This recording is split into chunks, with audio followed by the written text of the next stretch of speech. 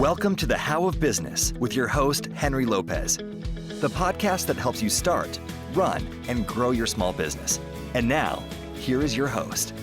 Welcome to this episode of the How of Business. This is Henry Lopez. My guest today, special guest, is Micah Solomon. Micah, welcome to the show. Thank you so much, Henry. I'm going to be chatting with Micah about customer service. He's an expert, as I'll share here in his bio in a moment. I'll highlight, but Micah is a customer service expert, and he's here today to share his vast experience with helping companies deliver great customer service. And what does that mean? So he's going to share, as we always try to do in this show, actionable tips and advice, including insights from his upcoming book, Can Your Customer Service Do This? So the book, you can pre-order it now. It's a great book that I've had a chance to preview. So when you're listening to this episode, it'll be available for pre-order, or it might be that it's available already. So just go to Amazon and look for Can Your Customer Service Do This by Micah Solomon.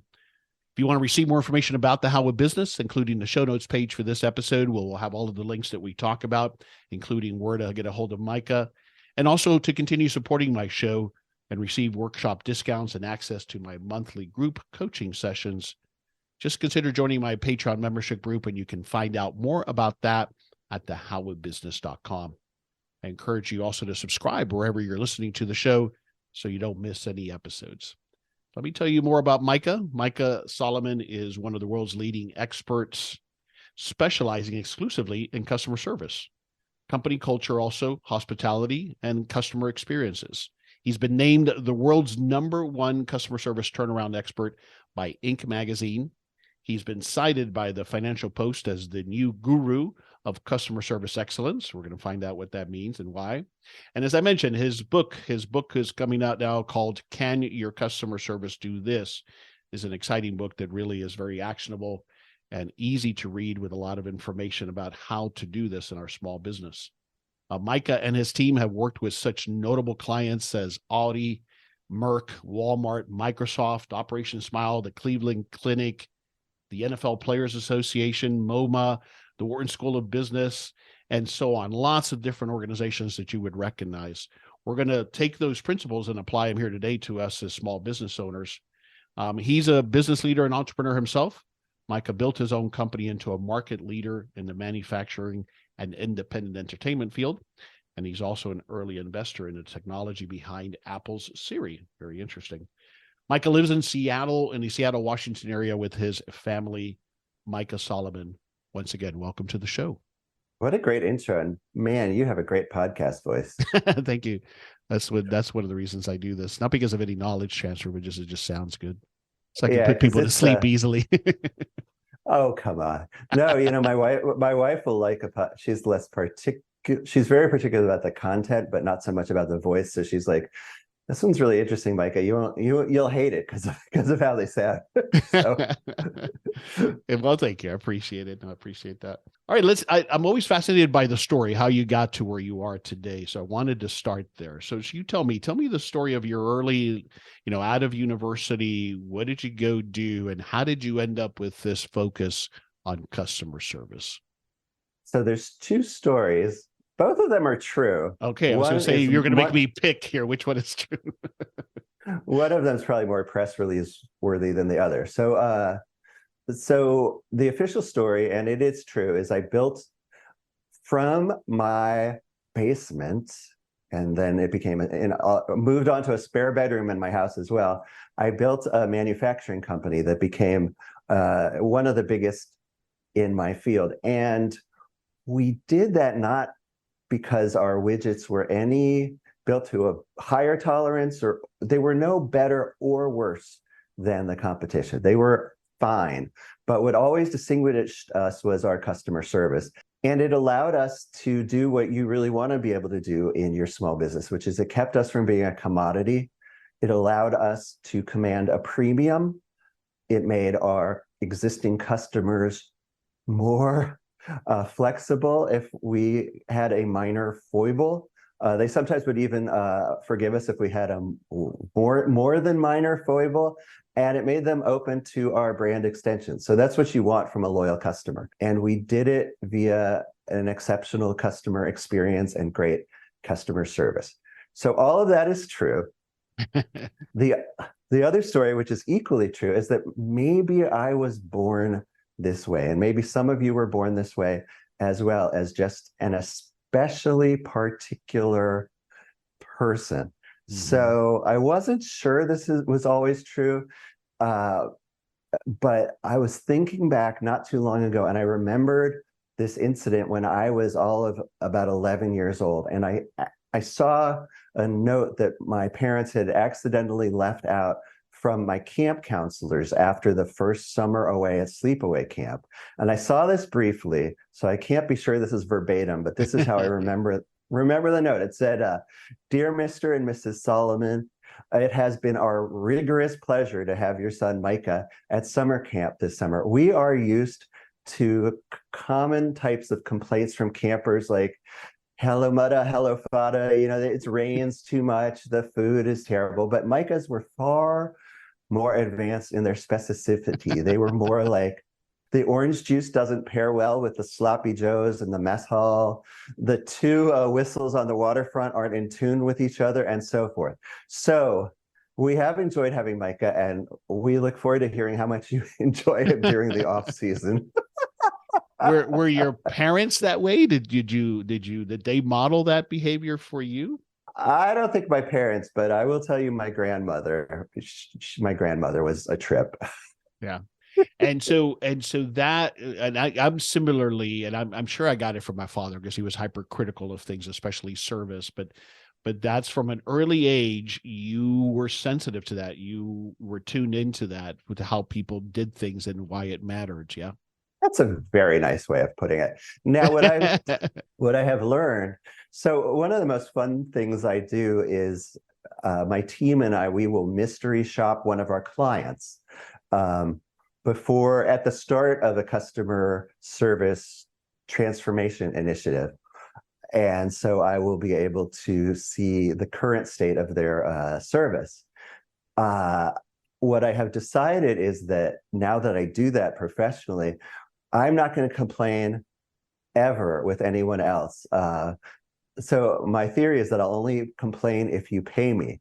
So when I write an actual memoir, and there are a bunch of anecdotes from my work in this book, but when I write an actual memoir, I've decided I'm going to call it "Paid to Complain."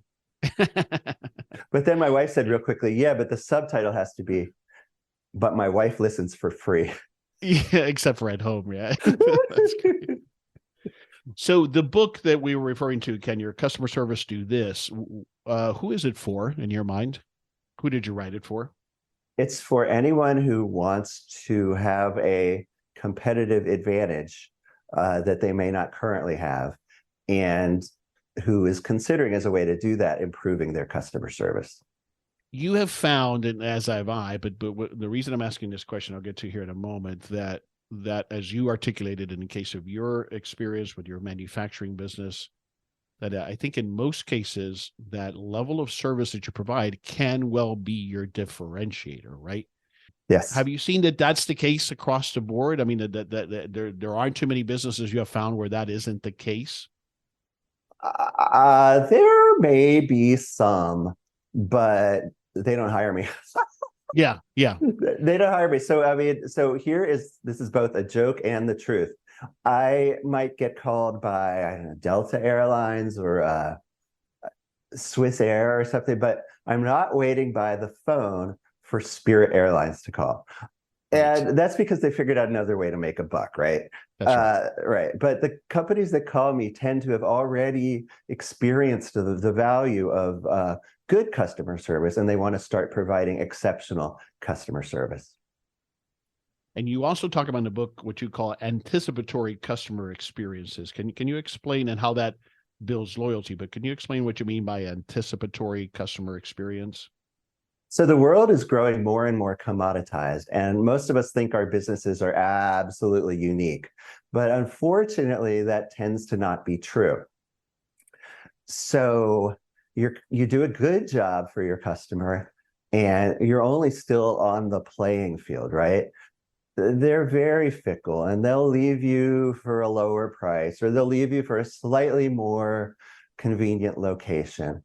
or they'll leave you because they just forgot about you and they went to another vendor. I mean, I don't know if you've seen what's happening on Amazon, but there are all these new pretend brands that are just made up by Chinese companies, and they all look like each other, and they also look like more well-established brands as well. So some customers are very fickle this way. Then there are other brands that truly have created an exceptional experience. There's one on Amazon, exclusively sells on Amazon as far as I know, called Pluggable with one G.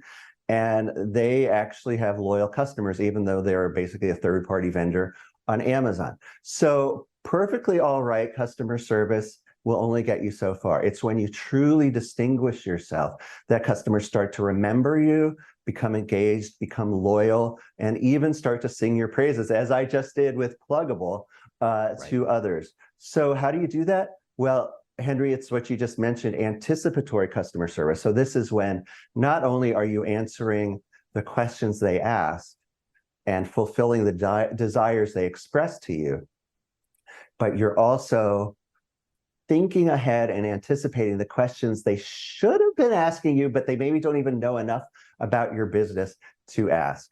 And you are solving for the desires they have that they haven't expressed. Sometimes your best customers are the ones who, and I know this is hard for us to believe, but there are customers out there who don't want to be a bother. They would rather leave than say anything bad. And that's a scary situation. They don't want a confrontation. They don't want to be asked about it. They'll just take their business elsewhere. Exactly. So can you give me an example of this, maybe in a hospitality example, an example of how a business anticipates these customer needs? Can you give me an example?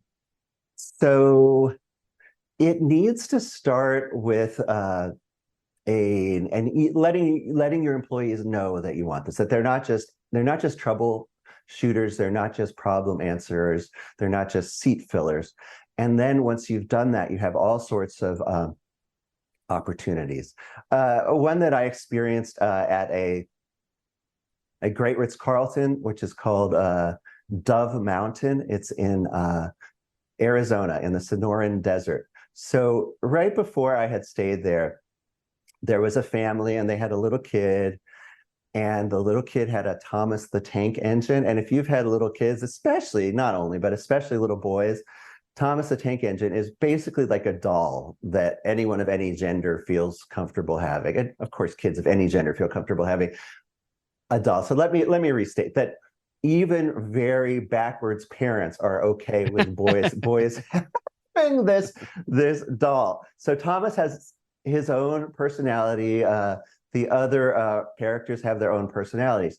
So when this little barely even a toddler lost his Thomas on the campus of Dove Mountain, which is a very large campus, it of course was only discovered right before they were going to leave to catch their plane.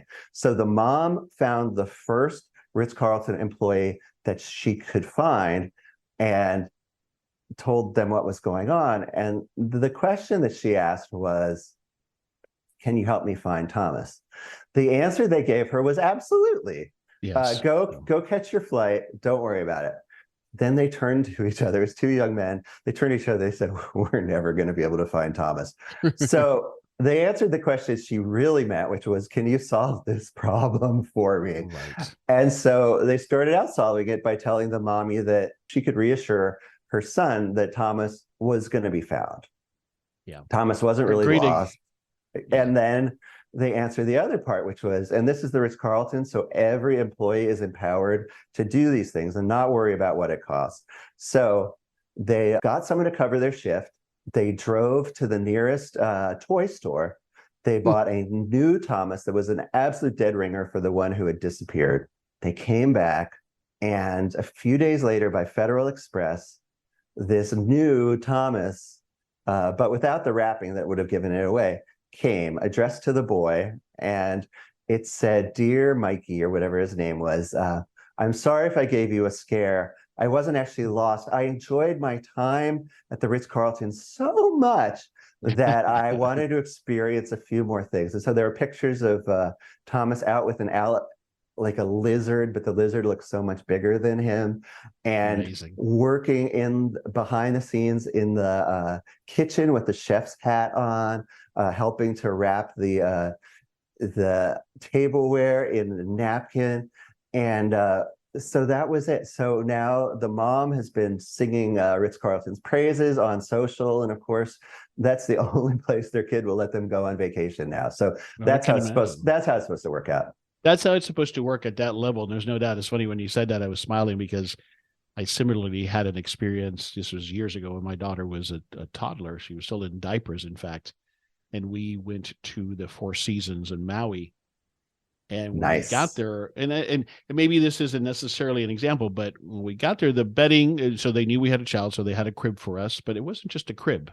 It was a crib like you would have at home instead of those kind of steel cage ones that you see sometimes in hotels. Yeah. And it had the bumpers that happened to be, this I believe was just coincidental. It was Winnie the Pooh theme, which is what we happen to have at home. And there was a diaper genie. So for those of you who have had kids and had to deal with diapers, you know how wonderful that is to control that. And those things were so, in my opinion, anticipatory to the experience. And with the key word that you brought up is what I have always found, Micah, that comes into play here is, are those staff members empowered to deliver this type of service? How old's your daughter now? Well, she's 24 now. So this was 20 plus years, 23 years ago, 22. Yeah. So if any parents with little kids are listening, you can't do the bumpers anymore. That's you can't use those in a crib anymore. But at that time, 20 years ago, it was recommended. Yeah. I'm sorry. Go ahead. Yeah. Good safety caution. I mean, I'll give you another example. Her pacifiers had gotten commingled with stuff, and they were no longer sanitary. So my wife went to the front desk sheepishly and said, "Can you help me with this?" And the answer was, "Yes, of course. We will get them sanitized and bring them back to the room for you."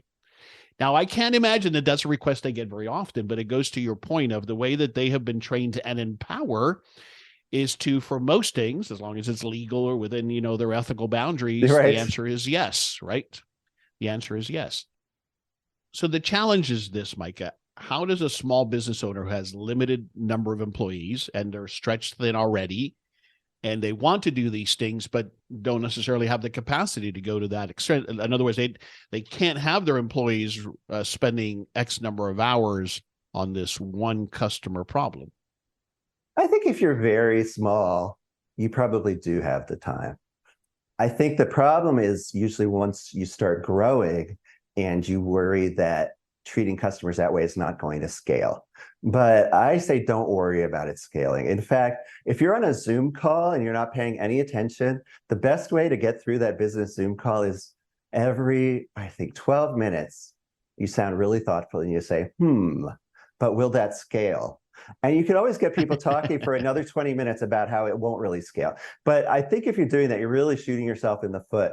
I think you do it until you're at the point where giving this exceptional customer service has become a problem. And once you get to that point, it's a good problem to have, and you need to find out ways to make your systems more efficient. The other thing is you don't have to do this every single time. You can wow a customer once and they will remember it for a long time. There's not always time to give what you could call wow customer service. Some customers today in particular are too much in a hurry to be wowed. They just want you to get down to the facts and let them move on. Right. Just one more question on that scenario. Would the right approach have been for those employees to check with their supervisor and manager to get guidance on what they should do and to what extent to take it? I would say only if it was safety related. That's the real caveat on this. When a customer asks something like, and I have seen this happen, I'm afraid, it's okay if we prop open the safety locked gate on the swimming pool because we're doing the load in for my kid's party, right? So the answer there has to be, sorry, no. And you can say it nice, but it has to be a no. But a younger employee, let's say a less confident employee might think, absolutely, I should say yes. But that would be maybe where you want to check with a supervisor. Otherwise, it's really important to not check with a supervisor. And let me tell you why in a context that small businesses can relate to. if you go into a restaurant, if you're treating yourself, you've worked 320 days in a row and you're treating yourself to go out to dinner on that 321st day, and there's something you don't like about your entree, and you say to the waiter or the waitress, we used to call them waitrons, you say to the waiter, you can't do that anymore because they might actually be a robot, right? But we used to call ourselves waitrons. It's not to my taste. And the waiter says, oh, well, what's wrong with it? And then they say, oh, well, I'll need to check with someone about that. Now, if you've been in the food and beverage industry, you know that they are going to end up replacing that entree. It's going to happen, right? Right. But if it only happens after they go back and they check with the chef and the chef yells at them and says, well, they shouldn't have ordered blah, blah, blah, but, customers, what can you do with it? And so 5 minutes later, you get the yes that you wanted. It's a really different experience from if they say, oh, absolutely, I'll bring you something different. Mm-hmm. I think that at the heart of this, what I have found, Micah, is that the businesses that don't do this well see the customer as the enemy to some extent. They are worried about being taken advantage of. They feel like people are going to steal from them because one person has, perhaps, let's say. And that's kind of what drives this fear that then permeates. They don't trust the employees. Nobody trusts anybody. And that's kind of a downward spiral. That's what I've observed. What are your thoughts? So I had a call the other day, and it was exactly that. It was a business that was thinking of using me, and they were very, very nice. But they got on the phone, and the one gentleman got it, and he's like, I want you to train our people to give exceptional customer service.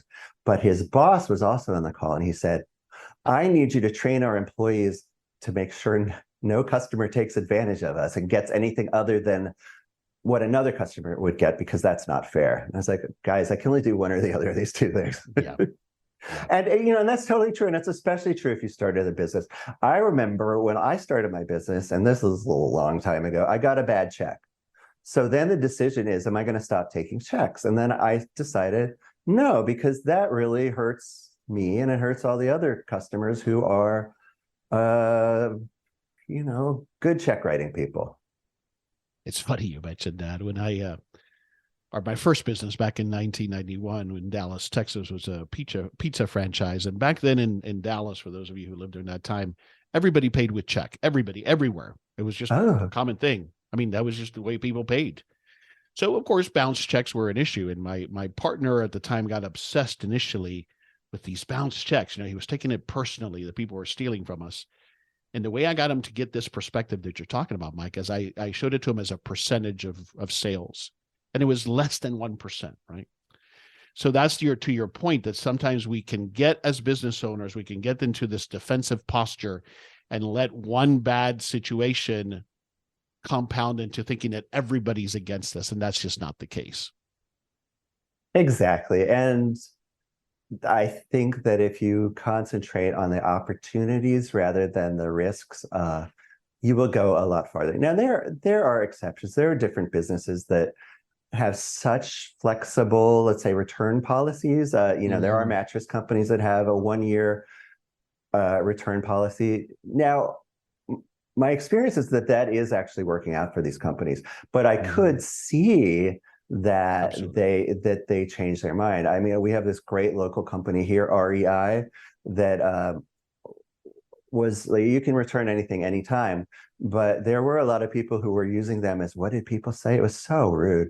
They were like Rental Equipment Incorporated, because they would take this stuff, or Returned Equipment Incorporated. They would go out, they would abuse it, they would have a great camping weekend, and then they would bring it back.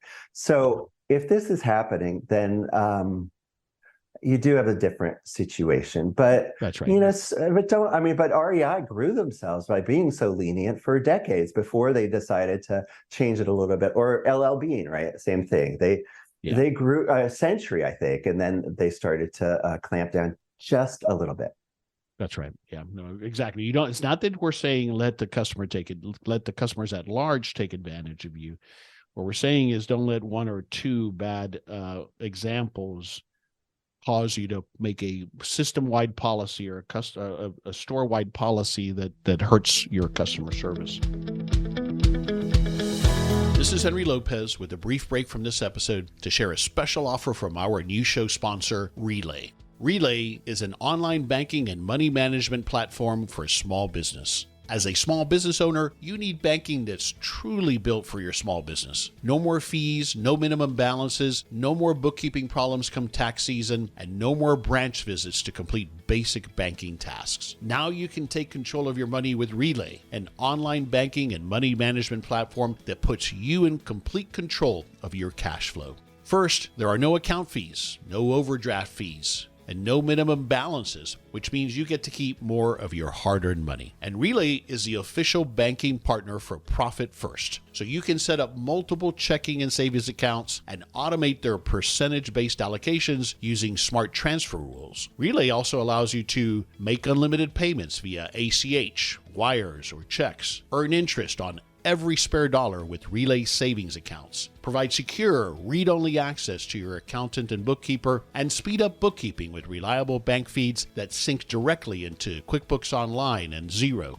Best of all, it takes less than 10 minutes to apply online, and it's absolutely free. And as a special offer to the How Would Business listeners, sign up for Relay using the link on the show notes page for this episode, and you'll also get $50 added to your account once you fund your new account. You can find the link to the show notes page in the description for this episode. Relay customer deposits are FDIC insured through their partner bank, Thread Bank, member FDIC. Please see the show notes page for this episode at thehowofbusiness.com for more details. You also talk about the Gold Touch customer service method, and maybe we've been touching on it, but would you introduce what you mean by the Gold Touch customer service method? Absolutely. So a couple of the examples you and I have been throwing back also could be an example of Gold Touch. So this is something that five-star hotels do, and they don't talk about it a lot, but they do it, and it's just wonderful. And it is the idea that you always have a chance to provide what's either a tell extra or a do extra. So a tell extra is to answer more than the question that was asked, and the do extra is to do more than what was requested. So an easy tell extra would be someone asks, let's say we're back at the Ritz-Carlton Dove Mountain, and they have this bistro, which is famous, or wants to be famous, let's say, for its milkshakes, right? At this point, I think it's famous, but it had to get famous somehow. So you ask the bellman or the doorman or the doorwoman or the doortron how to get to the bistro. And they say, well, absolutely. And they make sure you get there. But they also say, and while you're there, if you want to try one of the milkshakes, the mint chocolate chip one is my favorite. So that's a tell extra. Or another tell extra that's more serious, it's not that serious, but it's more serious, is let's say someone's coming in applying for a job, and potential employees are also, in a sense, our customers, right? In a sense, because they go out to the community and they say, well, I didn't get this job, but man, I wish I had, right? Or good, thank goodness I didn't get this job because they ghosted me, right? You want the first. So this potential employee asks, well, when does your office open? Because I want to make sure to get there in time. And you say, well, our office is open at 8:15 in the morning. That would be the literal answer. But you could also say, our office is open at 8:15. You'll want to use the bank of elevators at the end because we have this, those newfangled systems that everyone hates on the elevators. We have one of those. And that is the bank that will get you to our floor. Or you could say, we open at 8:15. Be sure to bring your ID, because because we actually have a very diligent, this is very rare. We have a very diligent security person, and he does actually check them. And the first time I came into work, I neglected that, and it set me back a little bit. Yeah. So you're anticipating their needs, what they're going to experience, instead of letting them figure it out on their own. I love that. The Four Seasons, you experienced that. They not only gave you a crib, but they gave you a crib that felt like at home. It didn't feel like it was from from the prison. Right. The milkshake experience, going back to that, I suspect that those employees have been able to partake of those milkshakes so they can actually share first person how great it is, right? He or she really does have a favorite, I suspect, because that's something that even if you tried to script that, it wouldn't be genuine. People would stop doing it, but they probably do get to partake of milkshakes that they enjoy. Absolutely, they do. And that's a good point. Sometimes you will encounter someone on a phone, like at one of these catalog companies, and they're like, oh, yeah, I'm using that pillow right now. You know, they're not. So it can't, That's right. authenticity It needs to be genuine. faked. Yes. It can be faked, but more likely than not, it's more effective if it's genuine, is what I've found. More likely, though, we got to admit, in LA, a lot of these people are unemployed actors, and unemployed actors are actors nonetheless. So they might be able to pull it off, right? That's right. But the way I want us to think about it is, in our small businesses, we should have the products, by and large, the product and services that we offer, our employees, our representatives, especially the people who touch the customer or the prospective client, should be well versed in that product and have used it if at all possible. Yeah. So there is this book called The E-Myth, E-MYTH. I actually prefer the first version rather than the E-Myth Revisited. So do I, but, Is that funny? I can't find it. Yeah, it's really hard to find. So, but either way, the idea of this book is that, and it's literally one idea, but it's spelled out so well that it is very memorable. And the idea is that we all start businesses as artisans. We get into businesses not because it was a very logical one to go into. By and large, we do it because this is something we have done ourselves as artists or what. Like the manufacturing company that I mentioned, it's related to music, and I am actually a musician. So that's how businesses start. But then as you grow, you can't be doing all the work yourself. So as far as that applies to customer service, you need to have other people who are also well-versed in the experience. So there's this great catalog retailer, and now of course it's mostly online, called Sweetwater, just like it sounds.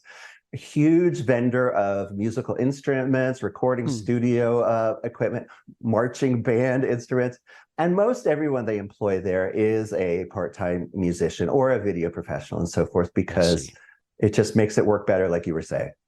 Absolutely. It goes back to the RI example. Most of the people that work there are outdoor enthusiasts themselves, right? If not all of them, I think. Exactly. And if you're not, by the way, keep a lid on it. Don't you hate going to a restaurant that you're like, you're like, you know exactly what they say. Like, what is your most delicious steak today? And they're like, well, I'm a vegan. Oh, I get that. Like, wow, that shuts that right down. It's funny you mentioned that, Mike. I walked out of a restaurant here recently, and this was only one of the reasons. There was nobody there. It's kind of creepy. But there's an Italian restaurant, mind you. I asked her, what's in your antipasto salad? Okay. She couldn't tell me. She had no idea.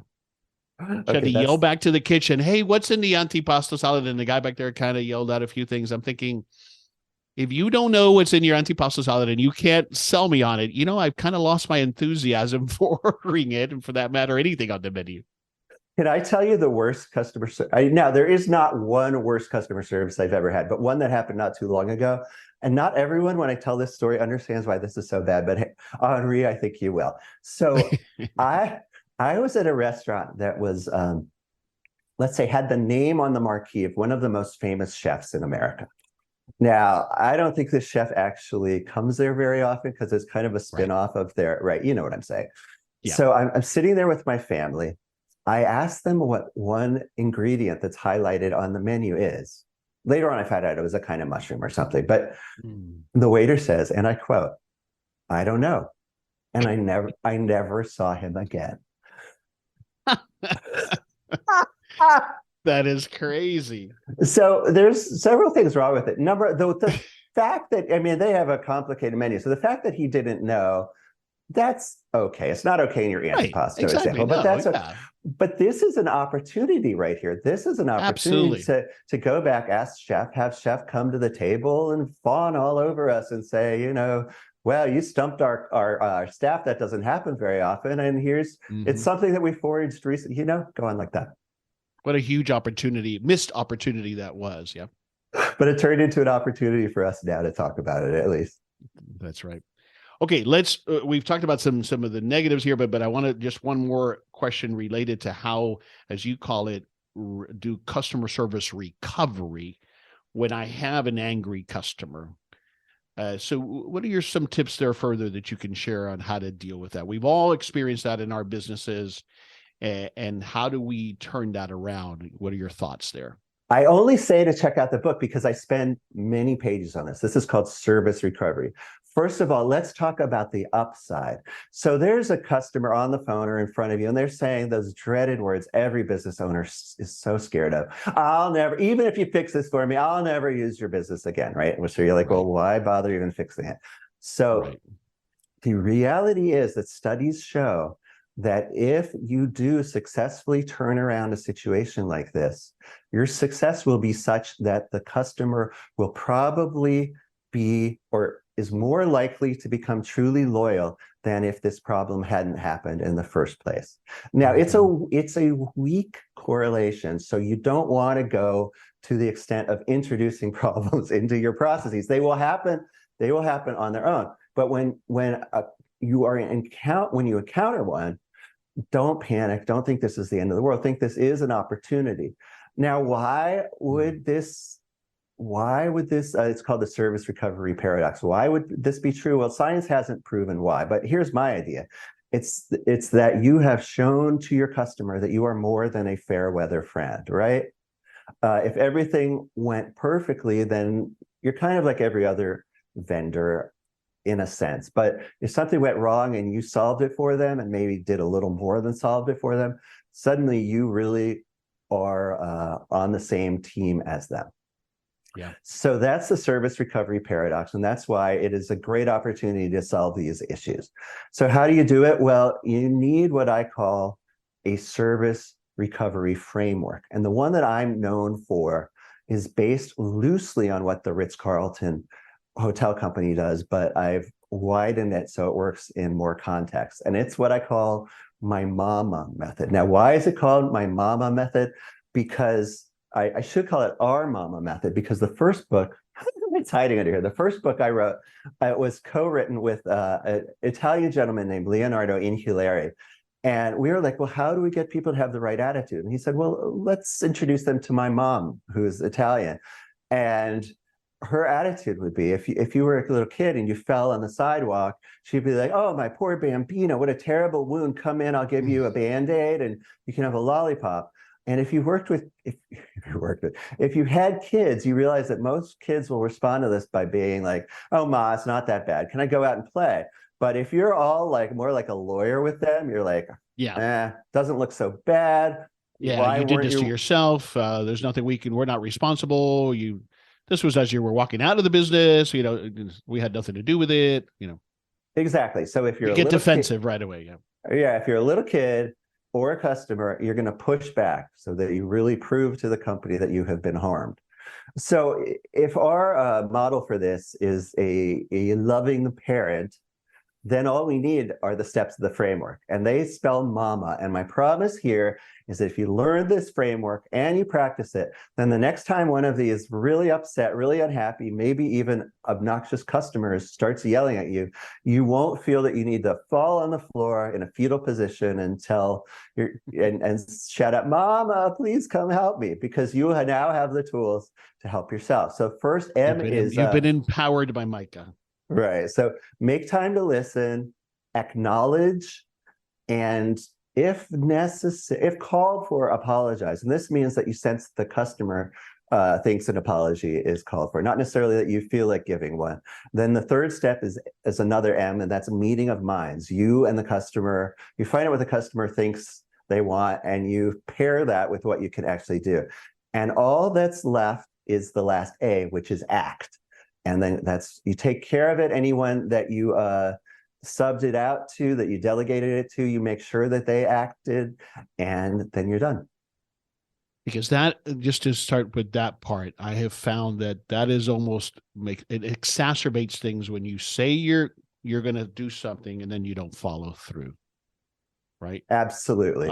And you probably wouldn't. The owner's going to get back to you by tomorrow to address this with you, or we're going to send you this, or and then you don't do it. That pisses me off even more as a customer. So at that meeting that's exactly right. So at that meetings of mind state, you want to get to two things by the end of that discussion: what you're going to do and by when.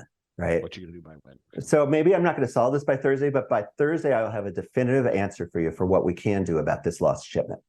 Yeah. So you have those two things, and then maybe you're not in charge of tracking down lost shipments, but you delegate it to someone else, to Aubrey, let's say. And so now Aubrey is working on tracking this down, but still you took the complaint, so you own it. So but when Thursday rolls around, you need to check with Aubrey that this has actually happened and that Aubrey's actually done what you promised to the guest. And then you ideally get back to the guest, because you probably had a bonding situation at the beginning when you guys were hashing this out.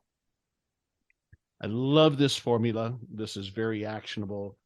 It really resonates with me, especially the acknowledge part, because I was going to say before you walk through that I have found it often, not always, often, people just want to be heard. They want you to listen to this experience that they had. And again, going back to what we talked about earlier, they probably feel genuinely that something went wrong. They're not trying to always scam you. Yes, there are some people that are, but by and large, that's how they felt, or that's how they received it, or that was the experience that they had. So acknowledging it goes a long way, doesn't it? Exactly. And so this is really an important step. And a lot of us don't do it because we're very good problem solvers. We're very good problem solvers. The moment they start talking, you know how to solve this, often. And so you start interrupting them. You say something horrible like, well, let me stop you right there. I don't say that. No, that's such a good point. I have a tendency to do that because I'm a problem solver. So I'm gonna fix it for you, but that's not what they want to express it first. They want to share their anger or their frustration first, and then we can arrive at a resolution, right? Exactly. Okay. There are exceptions. Often the exceptions are business to business. And there are exceptions. These exceptions are often in business to business, where they're in the same field as you. They kind of know what can be done, what can't be done. They're really in a hurry. But those, I believe, are the exceptions. By and large, they want to be acknowledged.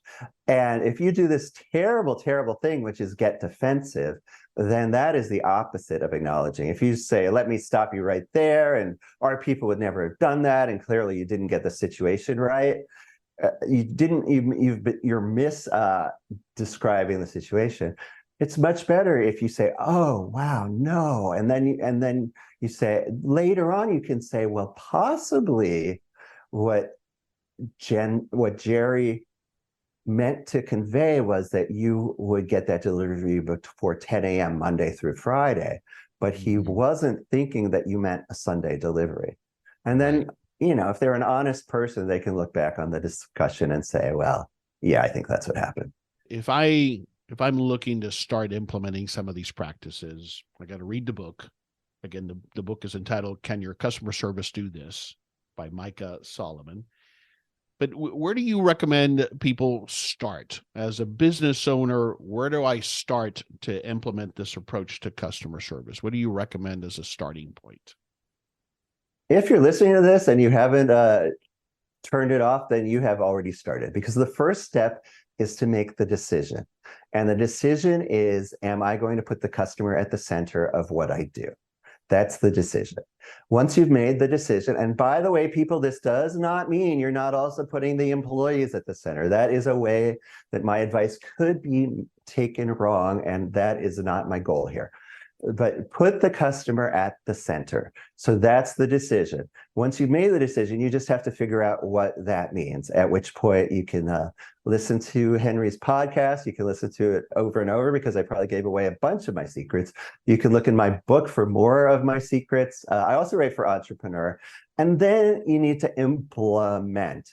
And you need to implement in a way that's realistic. So one thing I mentioned in the book is that I find that this commitment to writing handwritten notes to every customer is something that businesses commit to, and then it just isn't going to happen. So I recommend that you not do that. So try to do something that is realistic. The other problem with writing handwritten notes, it is very powerful if you do it. The number one thing is that when you get busy, you're going to stop doing it. The number two reason is that there's no easy response mechanism, right? A customer gets this great note, and there's no easy way to respond, right? They don't have the wax to seal their own handwritten address thing and send it back to you. Whereas if you send them a really nice email, they can reply back, and the chain is unbroken. Got it. That makes sense. Well said. I couldn't agree with you more. Very succinctly put, and I love it.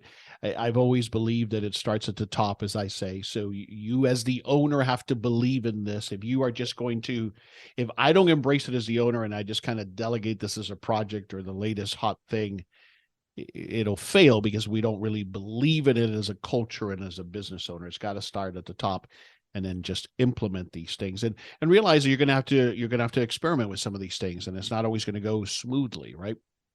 So what you just said is the most important thing. So this is why if you are in a Disney park, you will see people even wearing suits, sometimes using they have a special way that you clean up trash, but they'll stop what they're doing and they will do that. Why are they doing that? Not because it makes a huge difference in the amount of trash that's cleaned up, but because it models this behavior. Yep. What you want is to be modeling this behavior, and then it will catch on its own through a wonderful principle, a wonderful phenomenon, which I call, and I took this from a woman, a writer who wrote a book on this, and it is called positive peer pressure. So when you walk into an Apple store, everyone not only knows about the technology, but they have a particular attitude that they are expressing. Now, part of this is because they are well-trained. Part of it is because they have a great support system. And part of it is because they have realized that this is the way we do things around here. If you are the one grouchy, kind of dragging your heels person there, you're going to stand out like a sore thumb. Whereas at other businesses, that's the norm. And the one perky person is the one who's going to look like the freak, right? Mm-hmm.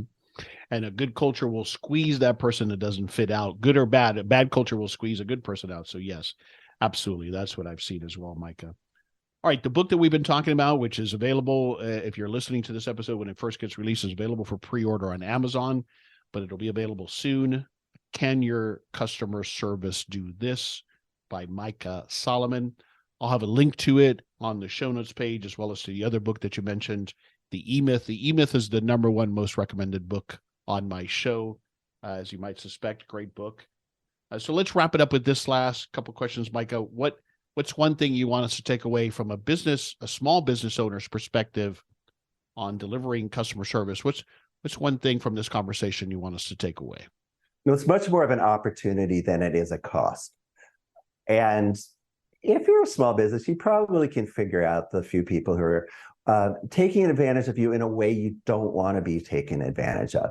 Now, sometimes people ask for a little more, and that's just how they are. I will tell you, the other day, I had a great live chat with someone at Amazon. And just as a joke, she said, I mean, she wasn't joking. She said, is there anything else I could do for you? And I said, well, this has kind of been a hassle. Maybe you could send me an extra of whatever the product was. And it was a very inexpensive product. It's not going to make Mr. Bezos have to sell off any of his stock. She said, I'll see what I can do. And she did actually send it. So some customers, I know. And that's not usually going to happen, right? But I just thought I would see what happened. So some customers will do that just because that's how we are. It doesn't mean, and the thing is, those are the most actually promising customers for your business, because they'll try the same thing somewhere else and it's not going to happen, right? But if it happens at Henry's business, then they're going to keep coming back. So it's more of an opportunity than it is a risk, than it is a cost center. Love it. Absolutely agree. Tell us where you want us to go online to learn more about you and about the services that you offer. Unless you're a biblical scholar, it's a little tricky to spell my website, though I will tell you, I have also purchased every misspelling I could think of. But here's the right way to spell it. It's micahsolomon.com. MICAHSOLOMON.com. There are no O's in Solomon. And write it down unless you're driving, in which case, just Google me. You'll find me. Yep. And we'll have a link to it as well on the show notes page of thehowofbusiness.com. The only thing I didn't get to ask you to, I want to go back to is favorite color. Briefly, what is your favorite color? I don't think I have one. It looks like today. Neither do I. Growing up, I never had a favorite color nor a favorite number, and I was a weirdo for that. But I never did. I just didn't understand that. Well, entrepreneurs, their favorite color has to be black, right? And their least favorite color has to be red. Good point. I love that. or green and in red. Red is bad. Tell me just briefly, you obviously, besides the book, you offer training services and for customer service, but just highlight that. Tell me what it is that you offer for your clients. Okay, so if you are a micro business, you probably want to learn all this from my book and do it yourself until the point where you've gotten so big that you can hire me. However, the ideal way to start a micro business, in my opinion, is while you're still working for the man, right? But the man's still paying your and of course the man is often a woman, but while the corporation is still paying your benefits. Okay. So if that is the case, then recommend me to your boss, because if you are bigger than a micro business, I am the person and we are the team to come in and consult, help you establish your standards for how to talk on the phone, how to write an email, and also to do the training for you. And often the training will be in person live. But just as often these days, I will create an e-learning product for you. And this is great because number one, it can be used now. Number two, it can be studied asynchronously if you run different shifts and so forth. Not everyone has to be in the same room. And number three, employees, there is turnover, right? You're the only person who's, you're committed to it. You're not going to ever leave unless you sell your business.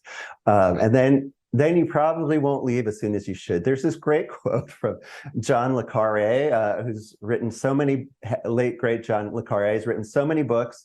Many of them have been turned into movies. And what he said about that process, it's the same thing as someone buying your business. It is watching your book being turned into a movie is like watching your oxen being turned into bouillon cubes. But unless I know, so that is so true. Your poor oxen and your poor business owner. So you're probably going to stick around, but other employees will come and go, but you'll still have the e-learning that I created for you. You can use it as you grow. You can build it into your onboarding, and you can use it for future employees. Excellent. All right, great stuff. Micah, this has been a different conversation, but a good one. And so I appreciate different from what? I don't know. It was kind of akin to trying to herd cats at a circus kind of thing, but it was wonderful. It was good. It was good. No, I mean, it's we went off on tangents, which were good. And you gave us some actionable stuff, which is what I'm always looking for. I think your book is great. And I'm passionate about this topic of customer service, but yes, you're a character. And I love that about you. Thanks again. This is Henry Lopez. Thanks for joining me for this episode of The How of Business. My guest today again was Micah Solomon. I release new episodes every Monday morning. You can find the show anywhere you listen to podcasts, including my YouTube channel and my website, thehowofbusiness.com. Thanks for listening. Thank you for listening to The How of Business. For more information about our coaching programs, online courses, show notes pages, links, and other resources, please visit thehowofbusiness.com.